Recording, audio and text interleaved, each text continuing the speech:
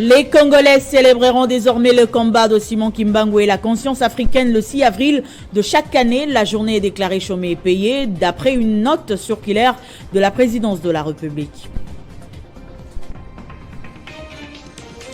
Le président de l'UNPC Kinshasa, Jean-Marie Kassamba, accompagné du SP Pierrot Mbouyou, ont été reçus par le vice-premier ministre en charge de l'Intérieur et Sécurité, Peter Kazadi, et le vice-premier ministre en charge de la Défense ce lundi 3 avril à Kinshasa. Déploiement des troupes sud-soudanaises au Nord Kivu dans le cadre des accords avec l'EAC. Ils viennent en renfort aux troupes ougandaises à qui les M23 soutenus par le Rwanda auraient cédé quelques localités qu'ils occupaient. L'impact des réseaux sociaux sur la vie quotidienne n'est plus un fait à démontrer. Si leur avantage contribue à renforcer et faciliter entre autres la communication interpersonnelle, leurs inconvénients peuvent aller jusqu'à détruire la solidarité familiale. C'est l'heure de vous informer. Bienvenue à tous à ce journal sur Télé 50. C'est la grande nouvelle de ce lundi, le 6 avril de chaque année en République démocratique du Congo est désormais déclarée journée chômée et payée d'après une note circulaire de la présidence de la République confirmée par la porte-parole du président de la République, Tina Salama. Les Congolais célébreront désormais le combat de Simon Kimbangu et la conscience africaine. Date il y a le 6 avril, ekota namikolo oyo ekobanda kozala férié. La République démocratique du Congo a un nouveau jour férié. Il s'agit du 6 avril, date à laquelle les Congolais célébreront désormais le combat de Simon Kimbangu et la conscience africaine. Il s'agit d'une promesse vieille de près de 3 ans. Le long temps d'attente a d'ailleurs été caractérisé par des agitations parmi les fidèles qui attendaient ce moment comme une consécration. Nous avions accueilli cette nouvelle avec beaucoup de joie, avec beaucoup d'enthousiasme, avec beaucoup de fierté. C'est depuis lors que nous avions toujours demandé l'autorité politique de ce pays pour que la journée du 6 avril soit chômée et payée. Ces dernières années, beaucoup de voix dans l'opinion abordaient la question avec des pincettes, s'interrogeant sur l'opportunité d'une telle initiative dans un pays réputé laïque. Des interrogations qui ont peut-être fait traîner les pas des présidents des 2 chambres du Parlement restés muets depuis la célébration d'Nkamba en 2021. Mais ce 6 avril étant normalement le dernier de l'actuel mandat du président de la République, Félix Tshisekedi se serait presque senti obligé d'agir et concrétiser cette promesse. Le 6 avril 2021, le prophète Simon Kimbangu annonce avoir eu une apparition de Jésus-Christ qui lui permettra d'accomplir une guérison miraculeuse sur Nkiantondo. Mais ce n'est qu'en 1959 que l'État colonial finit par reconnaître l'église kimbanguiste. Depuis 1987, elle porte officiellement le nom de Église de Jésus-Christ sur la terre par son envoyé spécial Simon Kimbangu. Dans l'actualité également, le président de l'UNPC Kinshasa a été reçu ce lundi par le vice-premier ministre en charge de l'Intérieur et Sécurité, Peter Kazadi, ainsi que le vice-premier ministre en charge de la Défense, Jean-Marie Kassamba, est allé présenter ses civilités au nouveau patron de la territoriale et de la Défense, une occasion pour lui de présenter les missions de l'UNPC.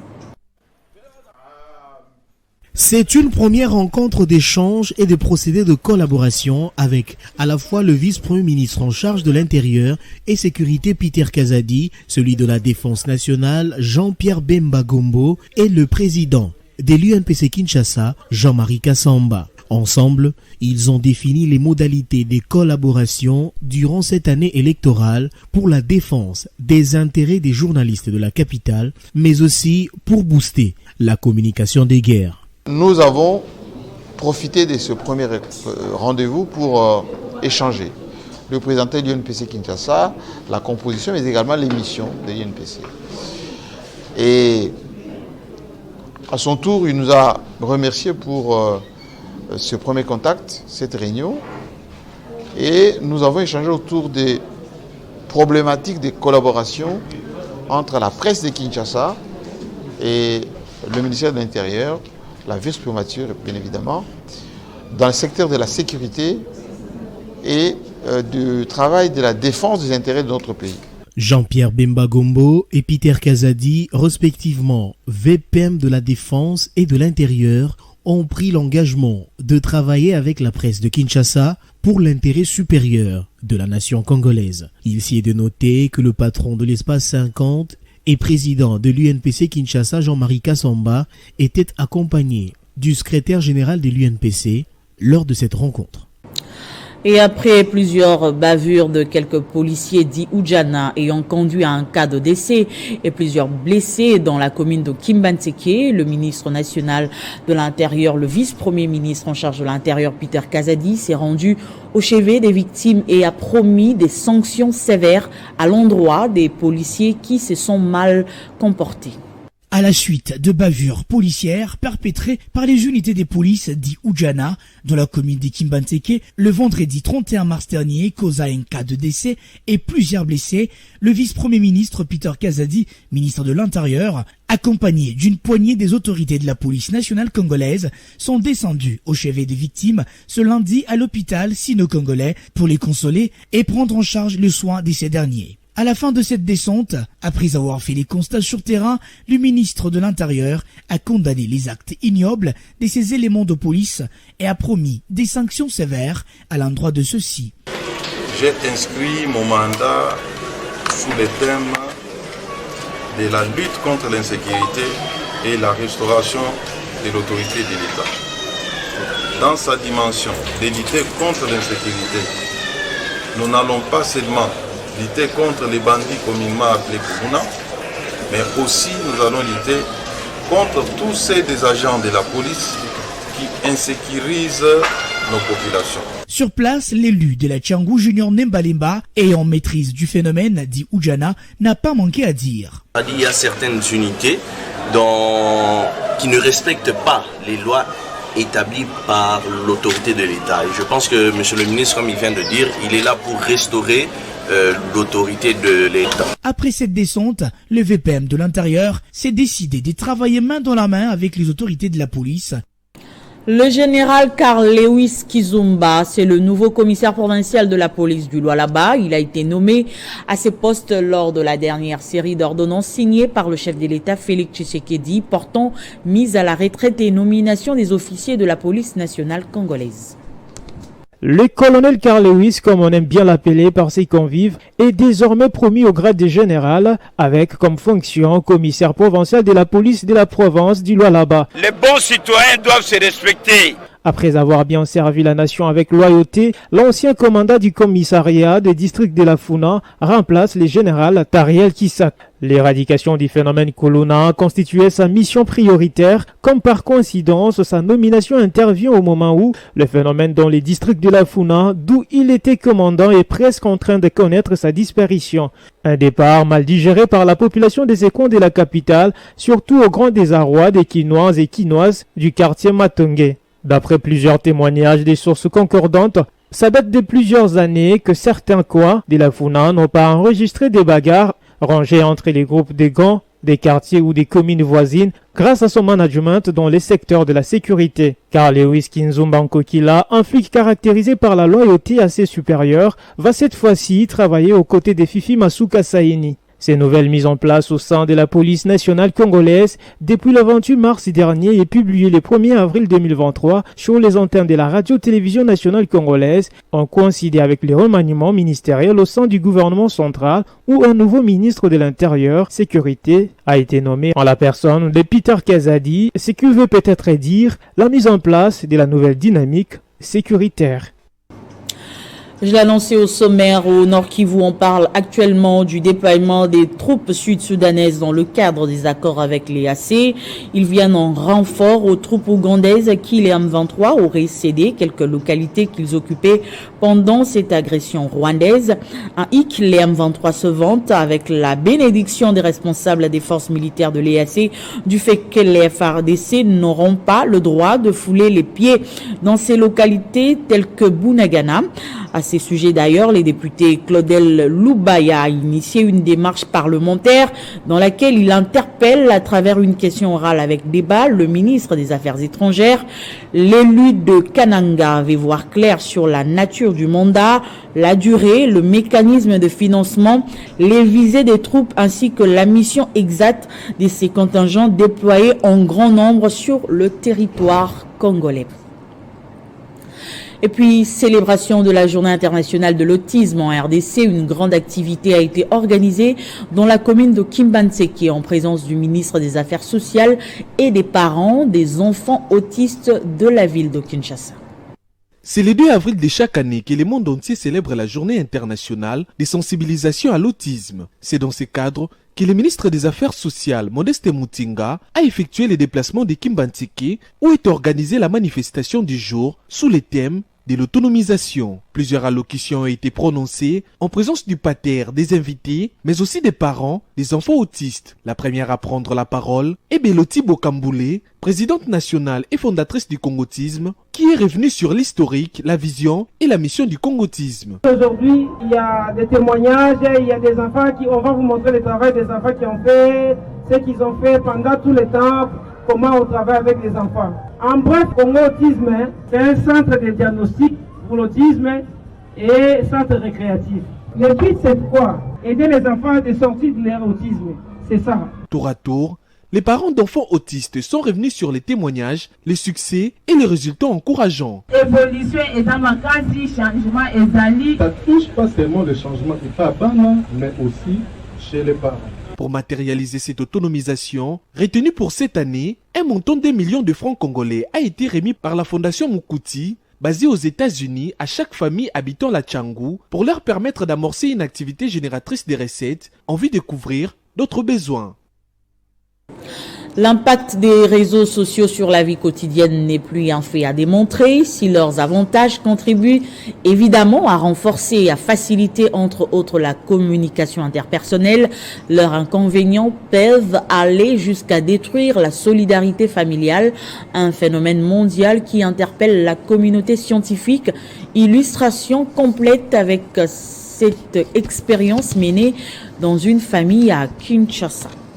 La montée du numérique à l'ère de la nouvelle technologie de l'information et de la communication a remarquablement transformé le quotidien des populations dans le monde. Parmi les avantages des réseaux sociaux, l'on peut citer par exemple l'ubiquité ou encore le renforcement de la communication interpersonnelle. Mais leur impact réel sur les familles est visiblement de nature à mettre en mal la solidarité, à l'exemple de cette famille que nous avons fréquentée, une illustration parfaite de l'influence des NTIC dans la société. Actuellement, les réseaux sociaux nous ont divisés dans les foyers la plupart du temps.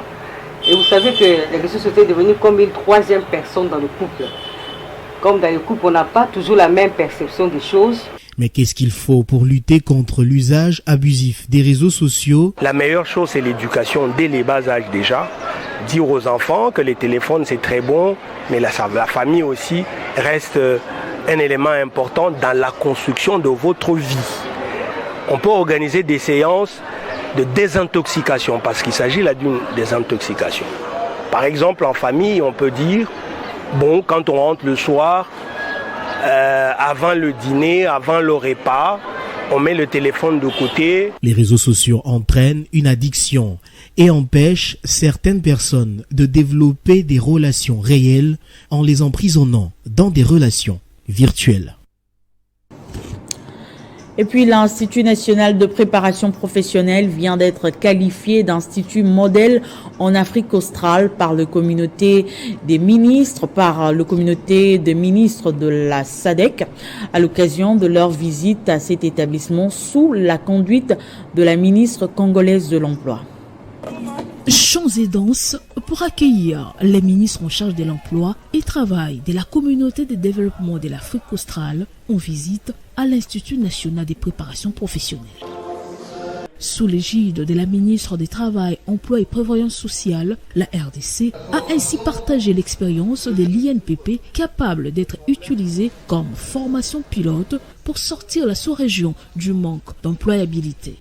Donc avec toutes les formations qu'on donne ici, nous avons eu à visiter les ateliers mécanique, les centres de formation, pour voir comment est-ce qu'on dispense ces compétences à la main-d'œuvre locale et qui sera désormais utilisée comme modèle au sein de la SADC. Un motif d'honneur pour l'INPP, cet établissement public spécialisé en organisation et en système d'information proposant des compétences en termes de services. Cette visite des ministres de la SADC constitue pour nous aussi comme un marketing de notre établissement qui peut produire des effets. Et puis la population de l'Ansele peut désormais consommer de l'eau potable grâce à la députée provinciale de Kinshasa, Marikiet Mutinga, qui a procédé le week-end à l'inauguration de 2 forages d'eau à la grande satisfaction de beaucoup de familles. C'est après avoir participé à une célébration eucharistique à la paroisse Saint-Angèle de Kinkole que la députée Marikiet Mutinga a procédé dimanche à l'inauguration des 2 forages d'eau au quartier Singa, Inga et Bingi Bingi situés dans la commune de l'Ansele. Cette population longtemps privée d'eau potable a désormais toutes les raisons de pousser un ouf de soulagement en suivant les propos inauguraux de la députée Marikiet Mutinga. Lelo soki na tie forage ezali pona correspondre na vision ya président de la République. Amen. Son Excellence Félix Antoine Tshisekedi Tshilombo. Notre président Fati a une vision pour ce pays que nous devons soutenir. Je vous demande de le soutenir davantage. Utilisez à bon escient ces forages d'utilité communautaire pour votre bien. Le chef coutumier Mabiala du village Bingi Bingi n'a pas manqué de remercier la députée provinciale élue de l'Ansele pour ce geste de charité. Je remercie Maman Mutinga pour ce forage d'eau. Merci Maman, nous te soutenons et que Dieu te bénisse. La population est plus que satisfaite de ce forage d'utilité publique incontestable et Marikiet Mutinga promet encore de faire plus pour le bien de ces populations. Guy Richard Malongo place la FDC dans la bonne position pour affronter les élections à tous les niveaux. C'est ce qui justifie les adhésions massives enregistrées ces derniers jours. La dernière en date est celle de la Fondation Blanchard Ewa.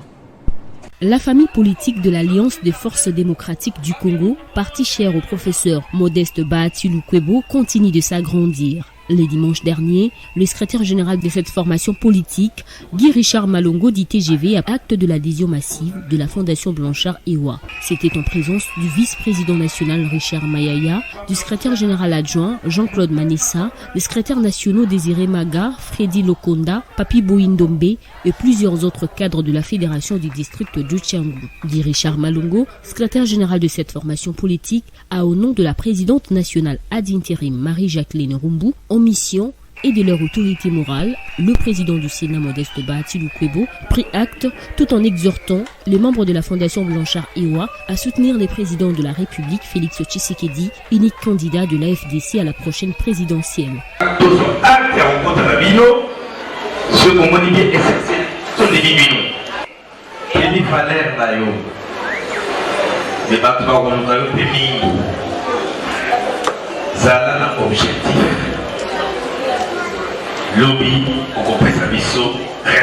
Le sens de responsabilité et la discipline qu'incarne l'autorité morale de la FDC sont parmi les raisons de l'adhésion de la Fondation Blanchard Ewa, à en croire son président.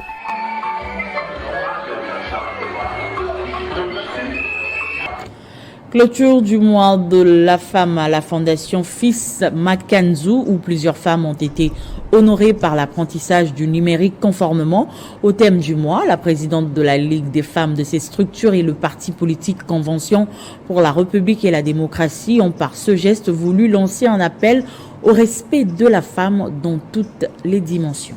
Dans le souci de rendre une femme autonome, ainsi que dans le cadre de sensibilisation sur le numérique, selon les thèmes choisis pour le mois de mars de cette année 2023. La Fondation Makanzu n'est pas restée indifférente à cet effet. En compagnie des femmes de la Convention de la République et la démocratie, ils se sont réunis dans le cadre de la journée de la femme pour les sensibiliser en ce qui concerne les numériques. Saisissant de l'occasion, la présidente Céline Makanzu, accompagnée de Sylvie Bossoba, experte en genre, se sont retrouvés sous les lieux de la manifestation dans le seul but de former les femmes sur l'éducation numérique et autonomisation de la femme et de la jeune fille. Je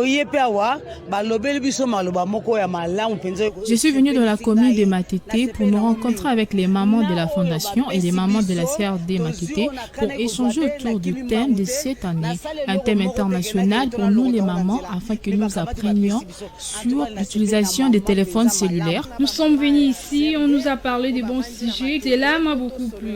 Avec ce qu'on nous a donné, on a réussi ce qui n'était pas prévu. Je n'ai fourni aucun effort, je me suis débattue pour ça. Mais si on nous l'a donné, en tout cas, je me réjouis de cette maman à grand cœur. À la fin de la cérémonie, Céline Makanzu a tenu à distribuer des pagnes à toutes les mamans de la Fondation Makanzu ainsi que celles de la CRD ayant participé à cette grande manifestation. La joie était immense et la Fondation Makanzu continue à œuvrer en toute quiétude, surtout pour l'amélioration des conditions sociales du peuple congolais. Et après la clôture du mois de mars, le Rassemblement des jeunes patriotes continue de concocter des stratégies pour que la femme joue réellement son rôle pour le développement du pays. Le RJP que dirige Diersi Ngimbi a sensibilisé toutes les femmes de la cellule de Mont-Amba au cours d'une activité organisée samedi à Kinshasa. En dehors du pays, durant tout le mois de mars, le président national du Rassemblement de jeunes patriotes, Diersi Ngimbi Kinkela, s'est rattrapé lors de son retour en communion avec les mamans de son ASBL. Dans sa gibecière, Diersi Ngimbi Kinkela a amené des pagnes et d'autres vivres pour bien festoyer avec les mamans de toutes les cellules de la circonscription de Mont-Amba, une activité qui s'est déroulée dans une ambiance conviviale. 3 mois après, il était normal de venir se rendre compte, soit de faire l'auto-évaluation, de voir comment est-ce que toutes ces cellules-là, toutes ces structures-là qu'on a eu à créer étaient en train d'évoluer. Et comme on dit en français, l'occasion faisant les larrons, ça coïncide avec la clôture du mois de la femme. Et on a décidé d'apporter quelques cadeaux à nos mamans qui sont en train de militer nuit et jour pour porter leur édifice dans l'épanouissement de notre ASBL. La femme doit comprendre d'abord sa place dans la société. Parce que nous, au niveau de notre regroupement, les progressistes, regroupement cher à l'honorable Sami Badibanga, cette année, on a placé la femme au cœur du développement de notre pays. Donc, c'est ces discours qu'on est en train de véhiculer au niveau de notre regroupement. Et comme nous sommes affiliés au regroupement les progressistes, nous sommes venus relayer ces discours-là, que la femme doit comprendre sa part dans la construction de notre pays. Fidèle au regroupement Le Progressiste de Sami Badibanga, le Rassemblement de jeunes patriotes soutient indéfectiblement la vision du chef de l'État, Félix Antoine Tshisekedi Tshilombo, et promet de l'accompagner lors des prochaines joutes électorales. Cérémonie de clôture du mois de mars à la Fondation Fatouma Djouma. La journée était marquée par la sensibilisation autour de l'entrepreneuriat féminin. Quelques pagnes ont été offerts sur place.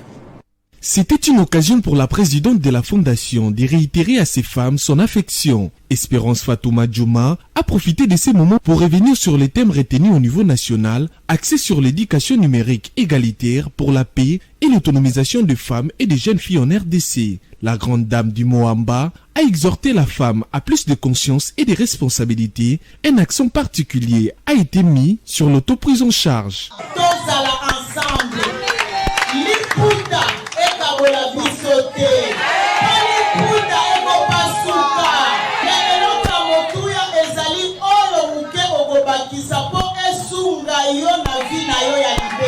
Cérémonie marquée par la remise des pagnes à toutes les femmes membres de la fondation, symbole de son attachement à ces dernières, une proximité qui est pour ces femmes une marque de considération. En tout cas, maman kanisi bisona nyonso. Eze sengo makasi.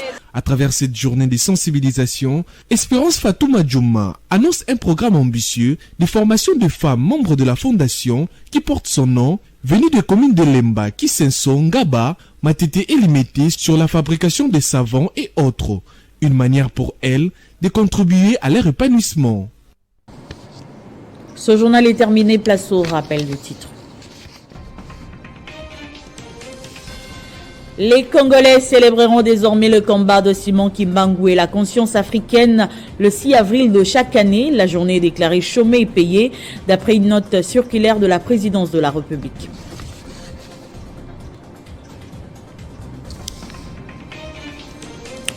Et puis le président de l'UNPC Kinshasa, Jean-Marie Kassamba, accompagné du SP Pierrot Mbouyou, ont été reçus par le vice-premier ministre en charge de l'Intérieur et Sécurité et le vice-premier ministre en charge de la Défense ce lundi 3 avril à Kinshasa. Déploiement des troupes sud-soudanaises au Nord Kivu dans le cadre des accords avec l'EAC. Ils viennent en renfort aux troupes ougandaises qui, les M23 soutenues par le Rwanda, auraient cédé quelques localités qu'ils occupaient. Et puis l'impact des réseaux sociaux sur la vie quotidienne n'est plus un fait à démontrer. Si leurs avantages contribuent à renforcer et faciliter, entre autres, la communication interpersonnelle, leurs inconvénients peuvent aller jusqu'à détruire la solidarité familiale. C'était l'essentiel de l'actualité. Merci de rester fidèle au programme de Télé 50.